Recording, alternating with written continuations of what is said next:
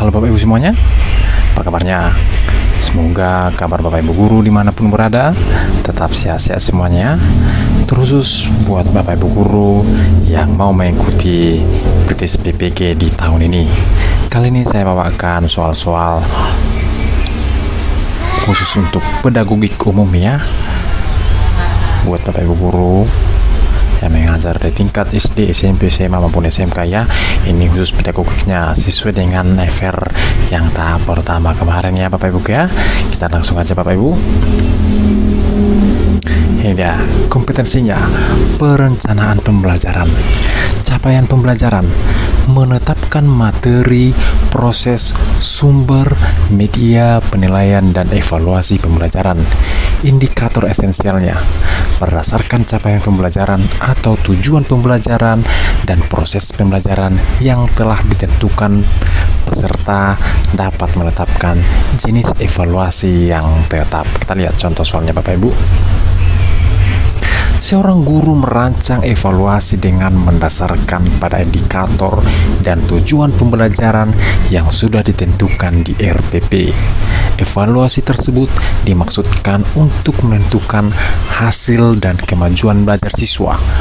Maka jenis evaluasi yang tepat dipilih oleh guru adalah A. Evaluasi formatif, B. Evaluasi sumatif, C. Evaluasi selektif, D. Evaluasi diagnostik, E. Evaluasi penempatan.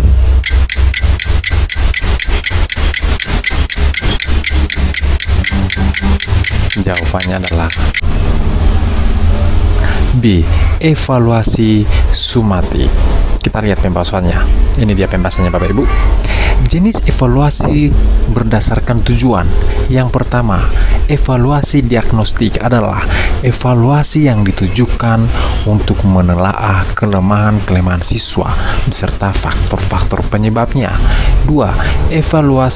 Evaluasi selektif adalah evaluasi yang digunakan untuk memilih siswa yang paling tepat sesuai dengan kriteria program kegiatan tertentu. Yang ketiga, evaluasi penempatan adalah evaluasi yang digunakan untuk menempatkan siswa dalam program pendidikan tertentu yang sesuai dengan karakteristik siswa. Yang keempat, evaluasi formatif adalah evaluasi yang dilaksanakan untuk memperbaiki dan meningkatkan proses belajar dan mengajar. Yang kelima, evaluasi sumatif adalah evaluasi yang dilakukan untuk menentukan hasil dan kemajuan belajar siswa. Jenis evaluasi berdasarkan objek dan subjek evaluasi. Berdasarkan objek, yang pertama, evaluasi input adalah evaluasi terhadap siswa mencakup kemampuan kepribadian, sikap, keyakinan. Yang kedua, evaluasi transformasi adalah evaluasi terhadap unsur-unsur transformasi proses pembelajaran, antara lain materi, media, metode, dan lain-lain. Yang ketiga, evaluasi output adalah evaluasi terhadap lulusan yang mengacu pada ketercapaian hasil pembelajaran. Kita lihat lagi berdasarkan subjeknya. Yang pertama, evaluasi internal adalah evaluasi yang dilakukan oleh orang dalam sekolah sebagai evaluator, misalnya guru. Yang kedua, evaluasi eksternal adalah evaluasi yang dilakukan oleh orang luar sekolah sebagai evaluator, misalnya orang tua, masyarakat. Itu dia pembahasannya Bapak Ibu ya. Kita lanjut soal yang kedua. Soal yang kedua, kompetensinya perencanaan pembelajaran.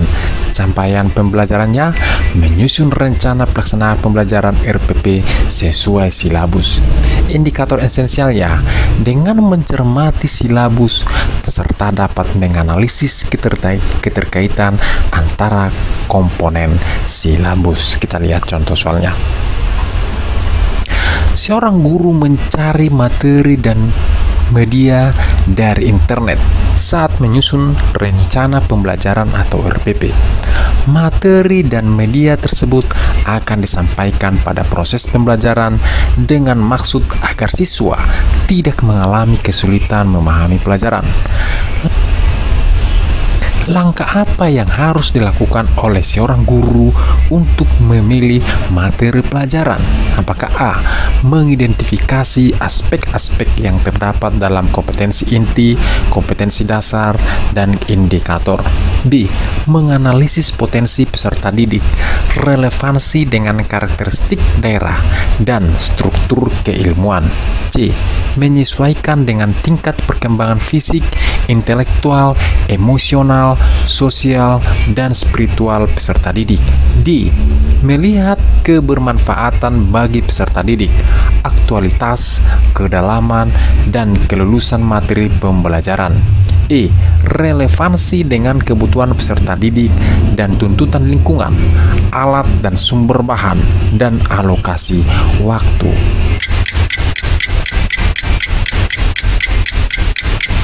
Jawabannya adalah B. Menganalisis potensi peserta didik, relevansi dengan karakteristik daerah, dan struktur keilmuan. Kita lihat pembahasannya. Langkah-langkah dalam memilih materi pelajaran. Yang pertama, mengidentifikasi aspek-aspek yang terdapat dalam kompetensi inti, kompetensi dasar, dan indikator. Yang kedua, mengidentifikasi jenis-jenis materi pelajaran. Yang ketiga, memilih materi pembelajaran yang sesuai atau relevan dengan KD atau kompetensi dasar dan indikator pencapaian. Yang berikutnya, memilih sumber materi pelajaran sementara. Yang berikutnya, potensi peserta didik, relevansi dengan karakteristik daerah, dan struktur keilmuan. Yang berikutnya, tingkat perkembangan fisik, intelektual, emosional, sosial, dan spiritual peserta didik. Yang berikutnya, kebermanfaatan bagi peserta didik, aktualitas, kedalaman, dan keluasan materi pembelajaran. Yang berikutnya, relevansi dengan kebutuhan peserta didik dan tuntutan lingkungan, alat dan sumber bahan, dan alokasi waktu. Kita lanjut soal yang berikutnya, Bapak Ibu. Kompetensinya, perencanaan pembelajaran. Capaian pembelajarannya, menyusun rencana pelaksanaan pembelajaran atau RPP sesuai silabus. Indikatornya, dengan mencermati silabus yang telah ditentukan, peserta dapat menyusun rencana pelaksanaan pembelajaran atau RPP dengan tepat. Kita lihat soalnya, Bapak Ibu. Ini dia soalnya. Dengan mencermati silabus, seorang guru akan merancang pelaksanaan pembelajaran atau RPP sebagaimana yang tertuang dalam Permendikbud RI nomor 22 tahun 2016. Rencana pelaksanaan pembelajaran atau RPP mencakup sekurang-kurangnya A. Kompetensi inti, kompetensi dasar, tujuan pembelajaran, materi ajar, model pembelajaran, metode pembelajaran, strategi pembelajaran, dan penilaian hasil belajar. B. Identitas mata pelajaran, standar kompetensi, kompetensi dasar, materi ajar, model pembelajaran, metode pengajaran, sumber belajar, penilaian hasil belajar, dan bobot penilaian hasil belajar. C. Standar kompetensi, kompetensi dasar, metode pengajaran, media pembelajaran, sumber belajar, langkah pembelajaran, tes hasil belajar, dan kunci jawaban tes. Yang D. Identitas mata pelajaran, tujuan pembelajaran, materi ajar, model pembelajaran, media, sumber belajar, langkah pembelajaran, dan penilaian hasil belajar. Yang E. Identitas sekolah, identitas mata pelajaran, tujuan pembelajaran, materi ajar, media, sumber belajar, langkah pembelajaran, dan penilaian hasil belajar.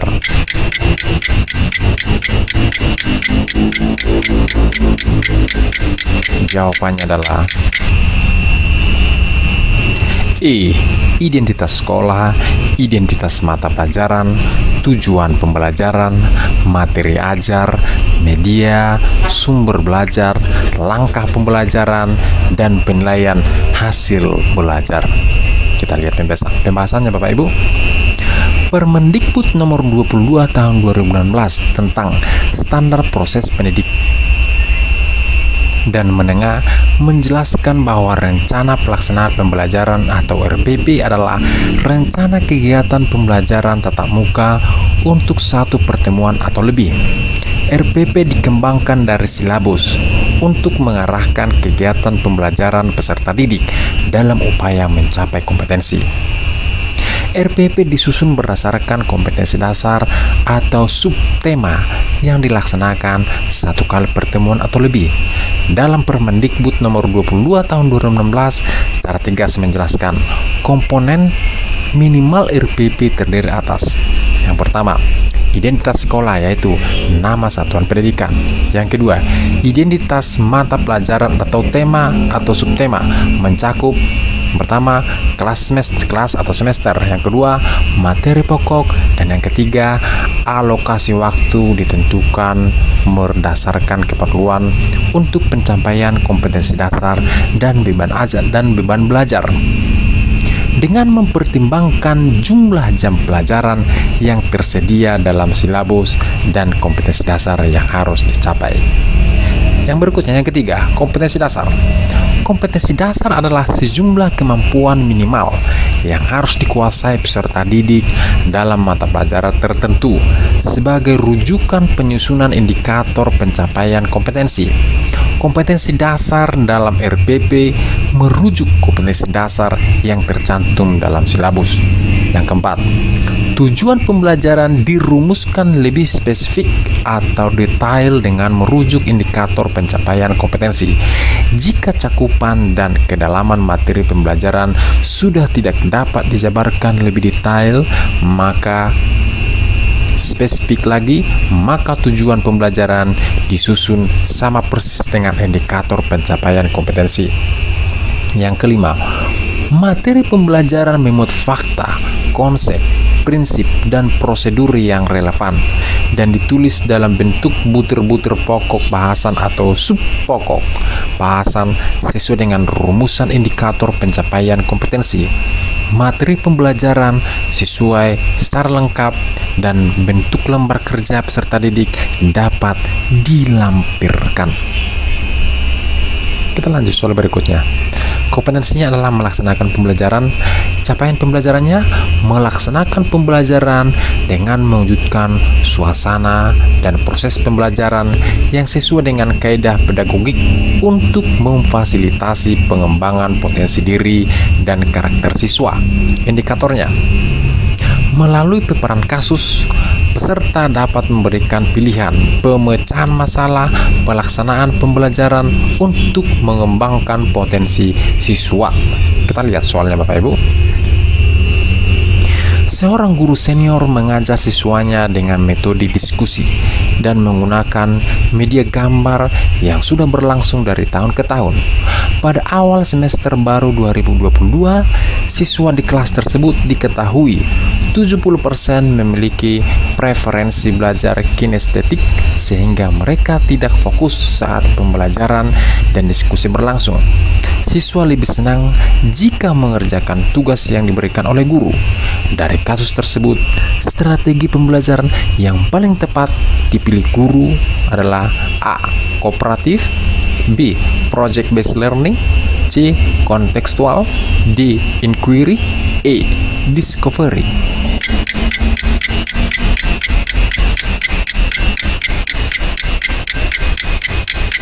Jawabannya adalah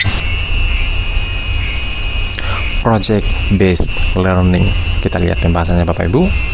Untuk menjawab pertanyaan ini, kita harus memahami macam-macam strategi pembelajaran. Kita lihat ya Bapak Ibu, strategi pembelajaran. Yang pertama, kooperatif. Pada intinya adalah suatu strategi pembelajaran yang terstruktur secara sistematis di mana siswa-siswa bekerjasama dalam kelompok-kelompok kecil dengan anggota antara 4-5 orang secara heterogen untuk mencapai tujuan-tujuan bersama. Yang kedua, problem solving. Problem solving merupakan kerangka konseptual tentang proses pembelajaran yang menggunakan masalah-masalah real dalam kehidupan nyata atau otentik, bersifat tidak tentu, terbuka dan untuk merangsang dan menantang siswa berpikir kritis untuk memecahkannya. Yang ketiga, Project Based Learning atau PJBL merupakan strategi pembelajaran yang dikembangkan berdasarkan penerapan proyek dengan melibatkan siswa menyelidiki masalah dunia nyata. Yang keempat, Inquiry. Inquiry adalah proses untuk memperoleh dan mendapatkan informasi dengan melakukan observasi atau eksperimen guna mencari jawaban maupun memecahkan masalah terhadap pertanyaan atau rumusan masalah dengan menggunakan berpikir kritis dan logis. Yang berikutnya, Discovery Learning. Discovery Learning adalah model pembelajaran yang melibatkan siswa secara aktif untuk mencari dan menyelidiki suatu permasalahan sehingga siswa dapat menyimpulkan konsep dari pembelajaran yang telah dipelajari. Yang berikutnya, kontekstual atau contextual teaching and learning adalah konsep belajar yang membantu guru mengaitkan antara materi yang diajarkannya dengan situasi dunia nyata siswa dan mendorong siswa membuat hubungan antara pengetahuan yang dimilikinya dengan penerapannya dalam kehidupan mereka sehari-hari. Jadi pembahasannya, kita lanjut soal yang berikutnya. Kompetensinya, melaksanakan pembelajaran. Capaian pembelajaran, melaksanakan pembelajaran dengan mewujudkan suasana dan proses pembelajaran yang sesuai dengan kaidah pedagogik untuk memfasilitasi pengembangan potensi diri dan karakteristik siswa. Indikatornya, melalui paparan kasus, peserta dapat memberikan pilihan pemecahan masalah pelaksanaan pelajarannya untuk mengembangkan karakteristik siswa. Kita lihat soalnya Bapak Ibu. Di sekolah, seorang guru menuliskan beberapa aturan seperti dilarang menginjak rumput dan mencoret-coret meja. Hal ini merupakan pembiasaan kepada peserta didik agar berkembang kecerdasannya: A. Naturalis, B. Kinestetis, C. Visual spasial, D. Verbal linguistik, E. Logis matematis.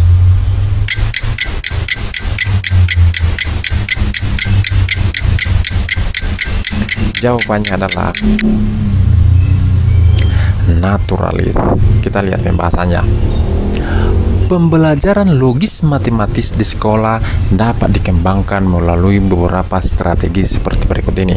Yang pertama, menceritakan masalah yang dihadapi sehari-hari, kemudian dipecahkan dengan bantuan pemikiran matematis dengan mengatur waktu penyelesaian dengan tepat dan efektif.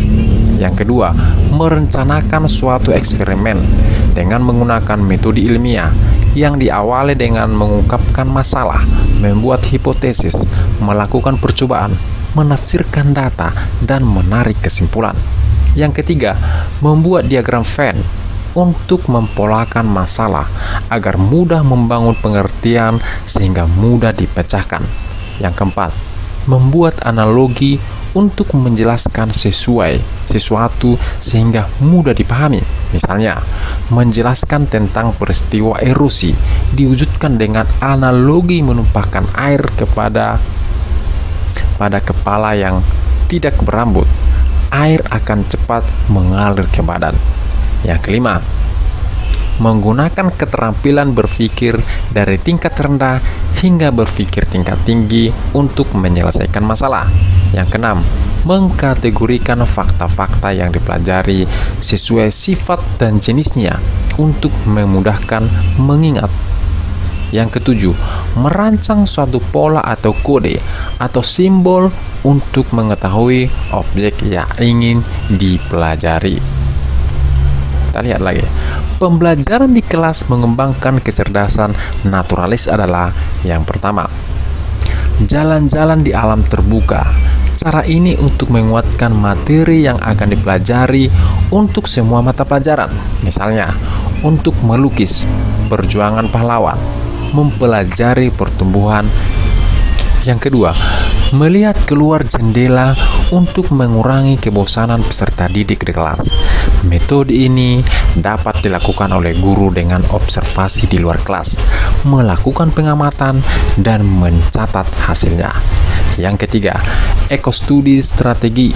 Ini mengintegrasikan kepedulian peserta didik pada kelangsungan bumi untuk semua mata pelajaran.